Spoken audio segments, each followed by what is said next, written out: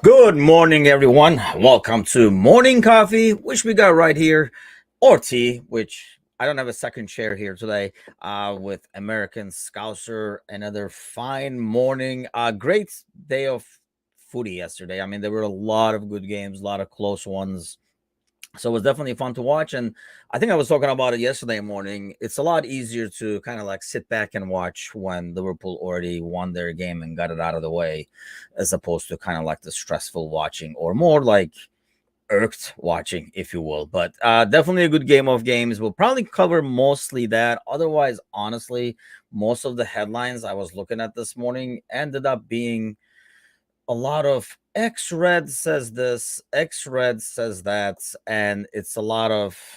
I know these guys are being asked these questions and they're just not popping up. Well, at least some of them are not just popping out and giving out answers. But I think Van Dyke said it best after the game, where some of these guys just say things like they never played or they've never been on the other side, and once they cross that media bridge, it looks like it's game over. So I'm not even gonna go into those a lot. I'm gonna talk mostly about the Champions League games from yesterday, and I really wanted to kind of get everybody's take as we keep going over here on this new Chelsea owner's brilliant Premier League ideas. Alan is with us as always. Good morning, Alan.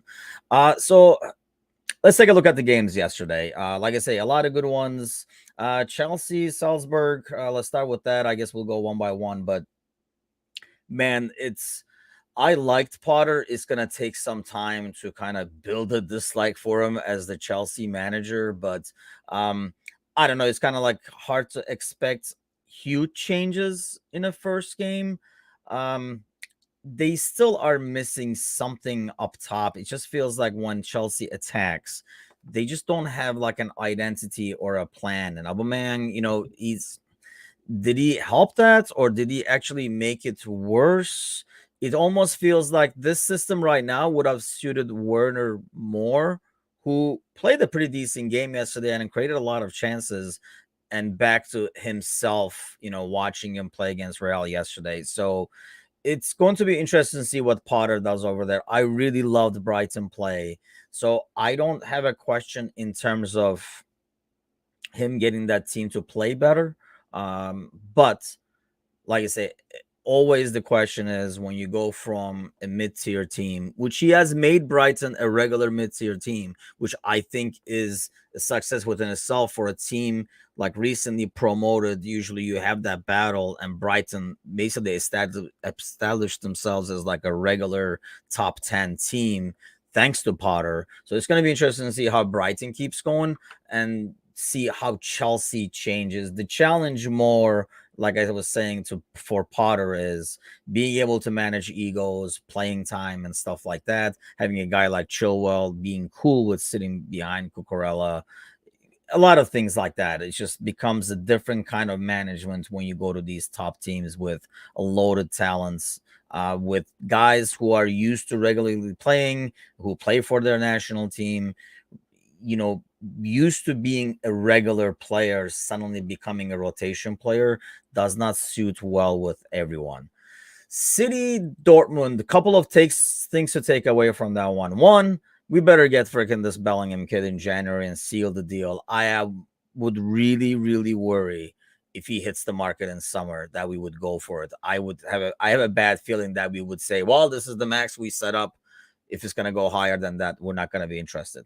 And lose him to freaking Madrid again, or like Barcelona, or even worse, City or somebody like that, because he looks to be the complete package. And I know everybody's like, oh, he scored the goal. I mean, it was like a header, that's nice and dandy, but in terms of like what he brings a little bit of everything, man. I mean, he's like kind of like an ideal guy for this midfield, because I think he can do it all in terms of being the giving the work rates and being the blue collar guy, but along with that, bring some attacking power and kind of like being able to be good on the ball and stuff too. So I think that was one takeaway. And the other freaking takeaway is Holland is not going away. I mean, I know everybody's raving about the goal, and obviously it's like a quality finish, but the fact that he is there and he is freaking always there, the kid has some of these guys have it right, especially our old timers like Alan, who's listening right now, will know for sure. There are some guys like, back in the day, Rush, they just know where to be. And the finish might not always be great, or, it might look like a simple tap in or whatever, but they know where to be, which run to make, how to elude a defender, all those things. And I think he's the complete package. And if he stays healthy, God help us, I guess, as a Liverpool fan, is all I can say, because he does look like the deal. And I think what's impressive is, he City have managed to fit him in, and he has managed to fit in really fast into that system. And they're kind of getting more and more out of him. I think they're understanding his runs more and more, and he's a hard guy to cover. So barring any injuries, not that I would ever wish an injury on a player. Oh well, a few I would, let's face it. But probably not him. Seems like, like I said, he's a proper player. Obviously, there was a lot of drama playing against Dortmund and stuff like that. He did this semi-celebration thing, which is, I don't. I thought it was done as good as it can be, without like guys just raising their hands and saying like, "I'm not celebrating." That kind of like really irks me. So he did kind of like halfway, which I'm cool with that. Daz is with us this morning. Good morning, Daz. So I mean, yeah, like Dortmund takes the lead. You feel like, oh, you never know. And it's kind of like a dilemma, right? Because you could see Dortmund getting tired, but it's kind of like you're afraid to make a lot of changes and get fresh legs when things seem to be going well.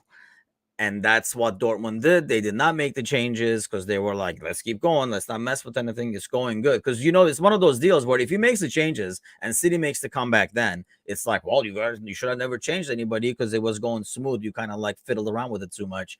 But by not changing, I think it was like tired legs out there, and the way City moves the ball, you got to kind of admire how they go. And that's his City just seemed to go up a gear in the last 20. I feel like it's almost like it's like a race, and they leave some in the tank, and I think they wear a defense down over time.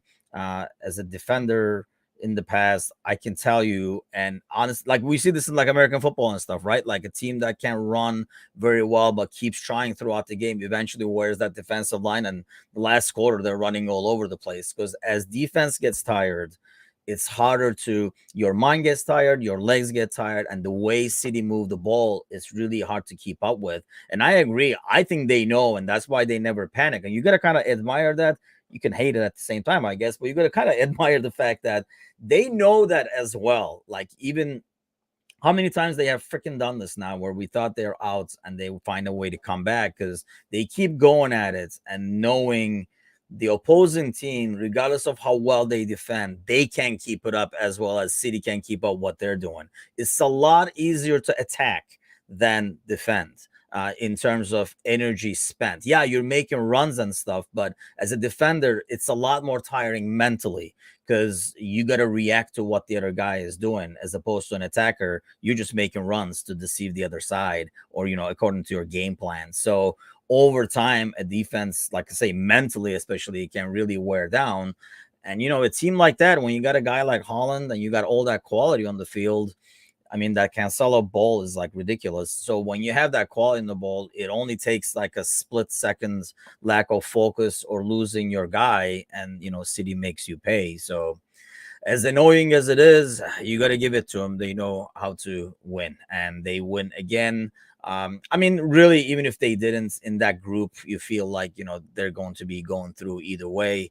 But turning them around, I think the only thing I don't like about this is you want them to at least struggle a little bit, so that in the group stages, sadly, like we are, so they can't rotate as much and play with backups on other games midweek and save their squads, like the starters, for the weekend, because Pep likes to rotate a lot. Definitely does a better job than we do, for example, in rotating, and obviously has more players to be able to do that as well. But that was the only thing I was hoping, like they will like stumble, so that they have to win some games, whereas now it looks like almost they might run away with it. Madrid, Leipzig, kind of saw it here and there. It almost looked like Madrid was going to win it all along. I know Leipzig had their chances, but same thing. Like, Madrid has some guys who's been there, done that, and they can make that crucial pass, or they get one chance. Looked like Leipzig, especially in the first half, was really going at them, and they were like, hey, Leipzig can get something out of this game. But when you have the quality Madrid has, you can convert a few of the chances. And that last goal, what a shot that is. Asensio, I think it was. I mean, that is something. The PSG game, I'm gonna have to say Maccabi Haifa scored way too early. That's the kind of game that, I mean, I know they were happy to score. They were like the big underdogs and stuff like that. But it's the kind of game where you scored a bit too early, almost like wake up a sleeping giant, and then they kind of like run away with it.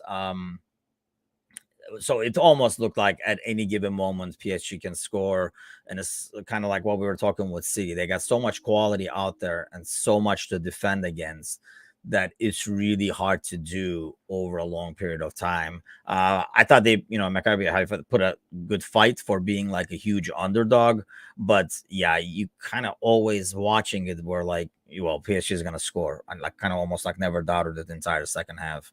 I know Boaz, who's our regular, and Barak actually, who's one of our contributors. He does the corner taking quickly after this is their like local team.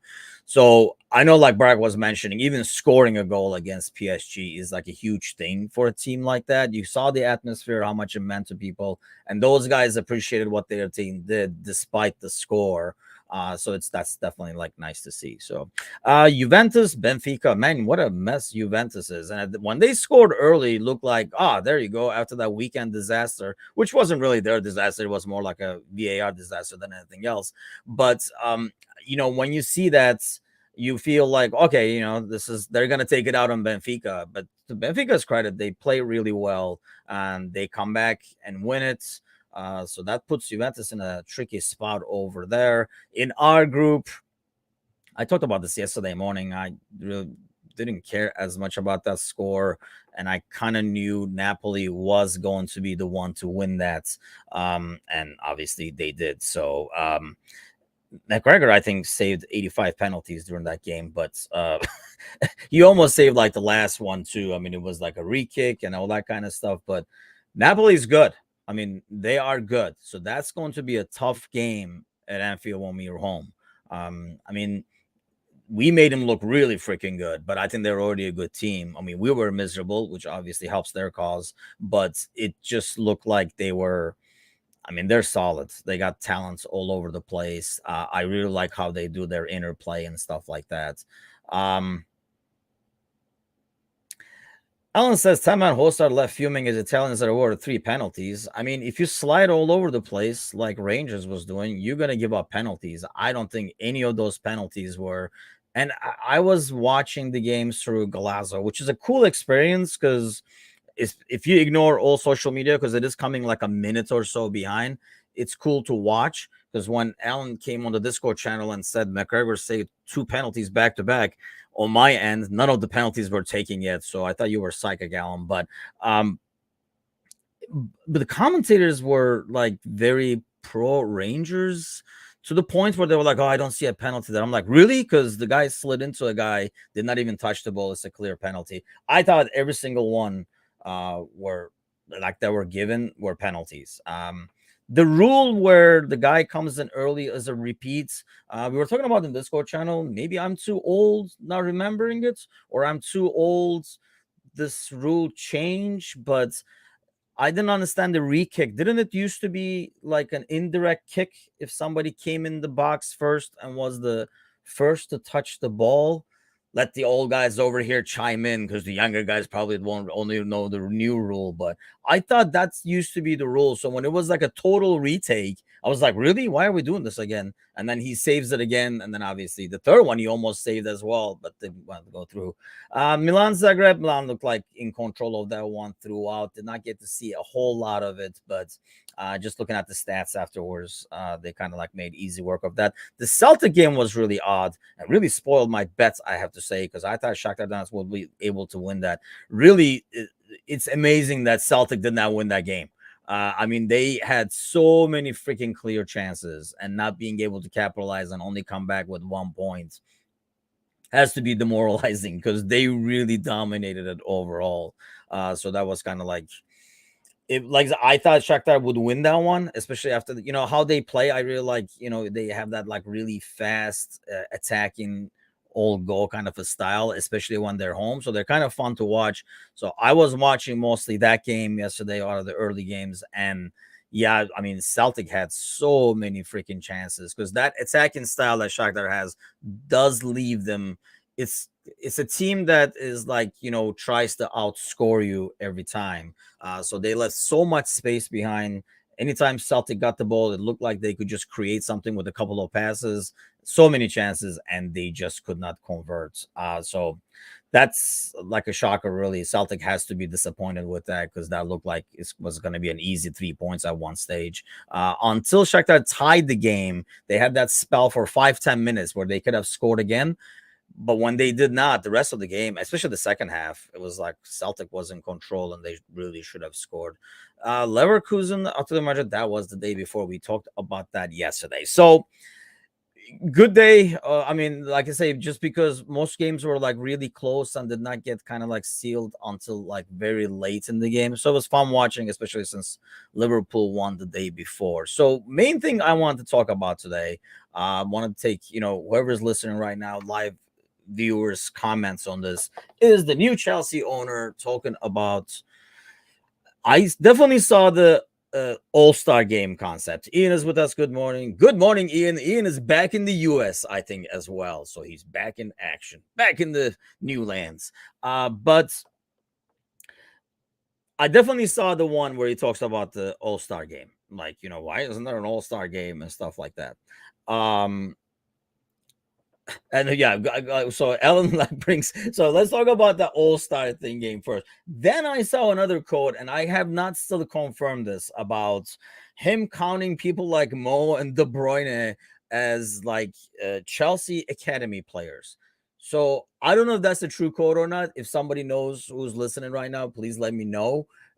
It just felt like it just felt like made up after the other one, but it's after the other one, and then you can make up anything. It will probably be believable too. So, yeah, like Jamie Carragher says, it's incredibly arrogant to speak about a league you don't know about the whole. Also, like and Henri did not like it in the show, which Henri is a totally different character. I admired. I know like a lot of the Irish fans probably don't hate him to death, but yeah, that studio, I don't know. I just can't warm up to that studio they got going on Paramount there with the Champions League games. It's almost looks like there are some studios where people go at it, but you kind of see them getting along and it's a good dynamic. They actually like each other. I just get the sense that people like resent each other in that studio. I don't know why, but it's just like really weird tension you sense at all times. I don't know what it is. And that's why like the laughter is almost like the comedy bits they do seem a little bit more nervous laughs than anything else. But maybe it's just me. I'm usually not big on these like studio shows overall. It's very rare that you feel like this is a great dynamic and you like really respect what's being said and it's not just media talk. What do you guys think about the All-Star game? When I first saw that and I was like, here we go. And honestly, like it was something that I was thinking about and I think I might have even mentioned it in one of these morning shows when we were talking with Mecca about the All-Star game for Major League Soccer. And the day before, there was like the skills challenge or whatever they do, kind of like, the home run derby of, soccer kind of deal. And and I was even telling Angie, like, at home, like we just happened to turn it on like during dinners in the background and stuff. I'm like, I don't know if I would be interested in watching this. Like, I am not, because it's Major League Soccer. Because I mean, I don't follow it, so I don't know the players as well. I don't follow the players as much. Maybe if I did, it'd be a different story. But I don't like any of this All-Star stuff. Like, I don't like the NBA All-Star game. I think NFL one died. I don't know if it's still going on. I mean, because NFL one died, and I think that's exactly why I can't see the soccer one succeeding, because it takes away. You're not gonna have a lot of defenders. It kind of works in basketball, right? Because everybody's freaking scoring, and really they don't care about defense anyway, even during the season. So you don't have specific defenders. So I think it kind of works in that sense because you know they don't defend normally anyway. You're like, oh, you're gonna dunk, go ahead, then I'll just go dunk on your side over there, and then we'll kind of like play it for real in the last 3-4 minutes or whatever. So I think it works in basketball. In American football, and this is the same exact reason, I think it will not work in the soccer world. Is you have people who are defenders and they're career defenders, and as an ex-defender, I can tell you, I'll be damned if I'm just gonna have people like score for the show of it, or oh, so that the fans can enjoy it and shit. Because that's what I do. I stop people from scoring. So I don't think it works, because it didn't work. That's why it didn't work in American football, because you're used to these guys tackling, hitting, and stuff like that. And when it becomes like flag football and they're not kind of like really not hitting, or not hitting as hard as they would in a regular game, you kind of see that difference as a fan, and you're like, this is kind of like, it's like wrestling, which I also don't watch. I know there are a lot of fans of it too, but it's fake. So it's not appealing. You like the sport, and then you don't like, I'd rather see the freaking like halftime show of the dogs doing the football game than watch that, because it just does not make sense. It just does not look right. And I feel like it would be the same thing in soccer, because and like Ian says, I did, when the players get time off after a long season, I'm not even worried about the time. Like, if and I know that if Premier League decided that, hey, we can make money off of this and make big money, they will freaking find a time. Don't you worry about it. They will. That was Klopp's thing, is like, if they can find a time to schedule, trust me, if there is money on the line, they will find a time to schedule. They find a time to schedule all this shit right now, and having these guys play every 3 days. So they'll make him play every 2 days if there's money on the line. So I'm not worried about that. I'm more worried about, like, will it even work? Will even people even watch it or enjoy it? Because like skills challenge, going back to that, I was telling Angel, I'm like, I don't know if I would enjoy this. Like, for example, I don't know if like Trent and De Bruyne were going at it, trying to cross the ball into a little hole in the middle or some crap like that. And I don't think so. Like, I mean, I would maybe like watch it. I mean, heck, when we had COVID, we watched freaking, I know I did watch Trent play FIFA, for God's sakes. But you might really watch it, but is it like really be like an attraction? No, really. And the game itself is going to be fake, so I really don't think it would work. Because like I say, you have people who their careers are on defending, and they will not let that just go. The defending parts, they will not just let that go. And if you have like harsh tackles, who wants to send their players to an all-star game? I mean, this is not even an international game. This is like an exhibition game. Who wants to send their players to an exhibition game where they can get injured?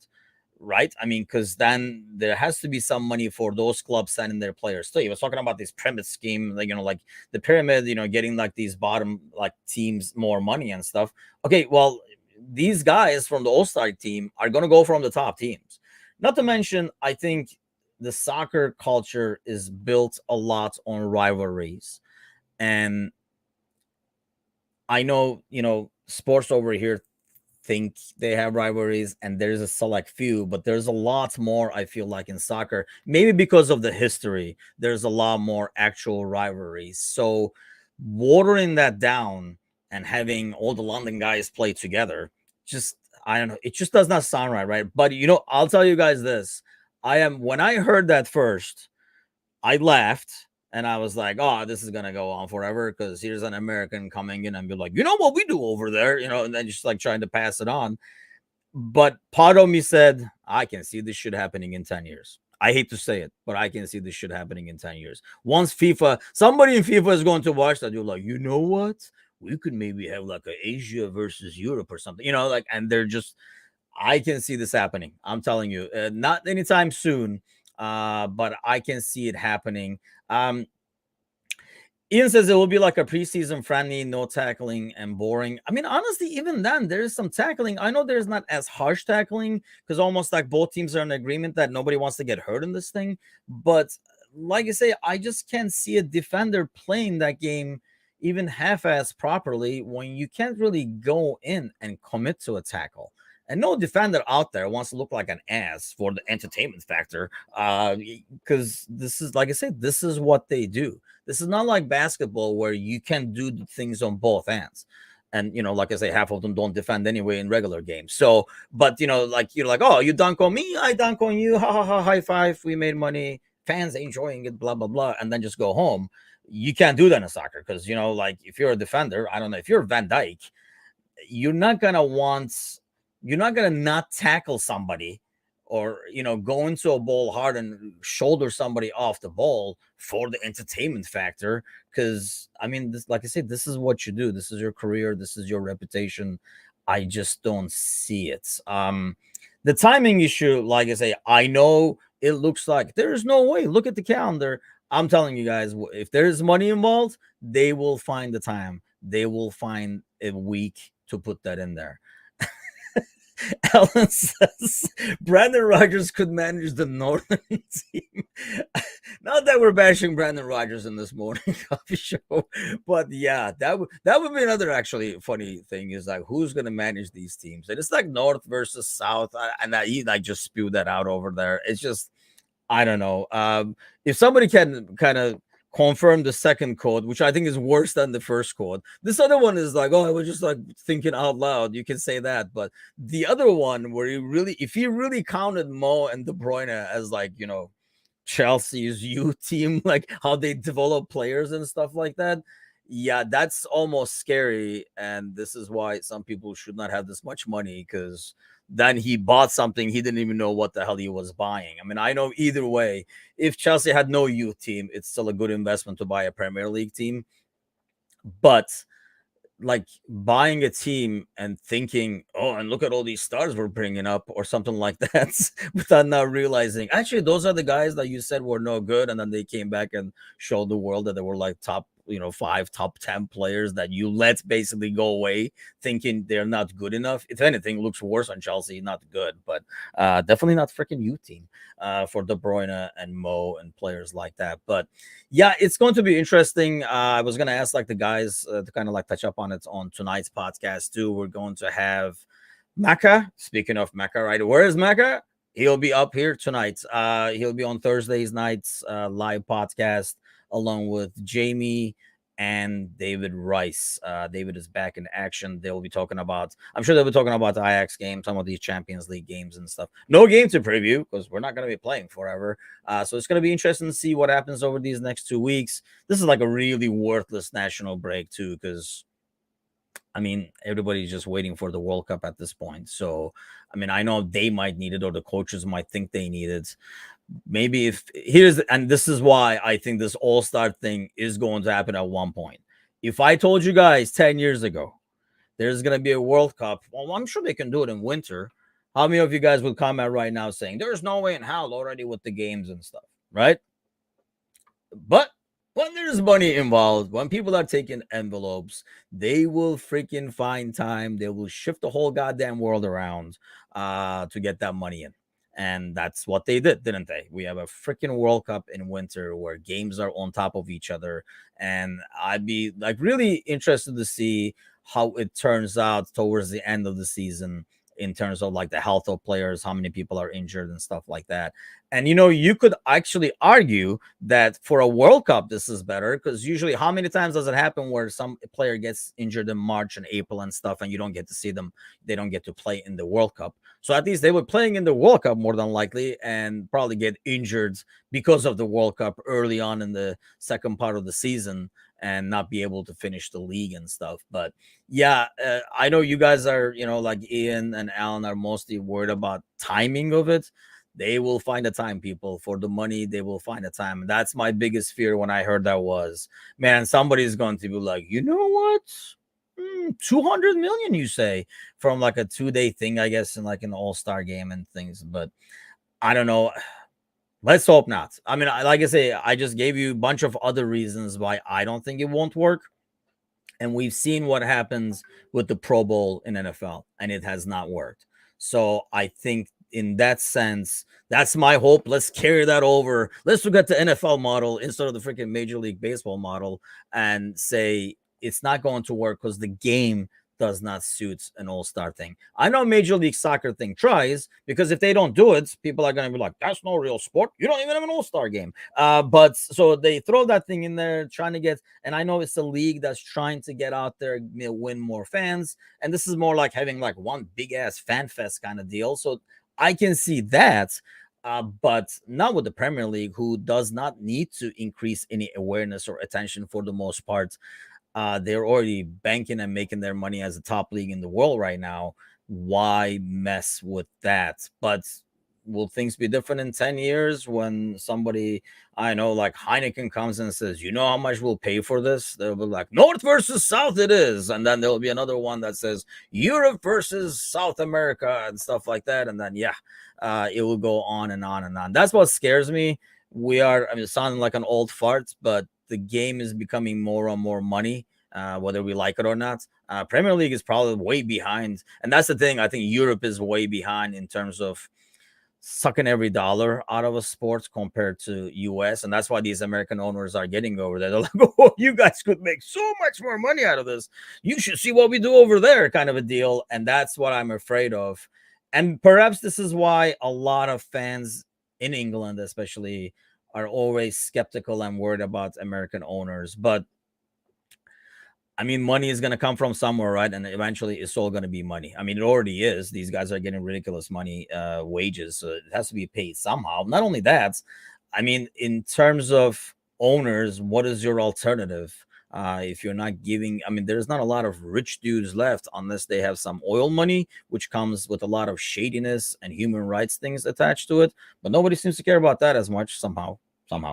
Um, like you don't see as much people are more worried that the sport will be Americanized than the owner of your club just freaking like chainsawing people and hanging people because they're gay and all that kind of stuff. She's like, nah, that's fine. Just can you buy us Isaac though? Because that's what really matters, kind of a deal. And then on the flip side of things, people are more worried about like American owners. And I say, I understand that when a bozo comes out like this and says the All-Star game and the youth team and shit like that. So I'm gonna try to confirm that quote before morning show tomorrow. But tune in tonight and listen to the boys talk about the Ajax game and probably all other kinds of silliness as always, because Mecca is hosting. You can't expect anything else.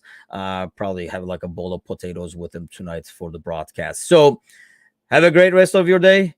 Champions League over some Europa games today. I know Fenerbahce is in action, so I'll be watching that. We'll see you guys tomorrow. Thanks a lot, everybody. Take care. Have a great day.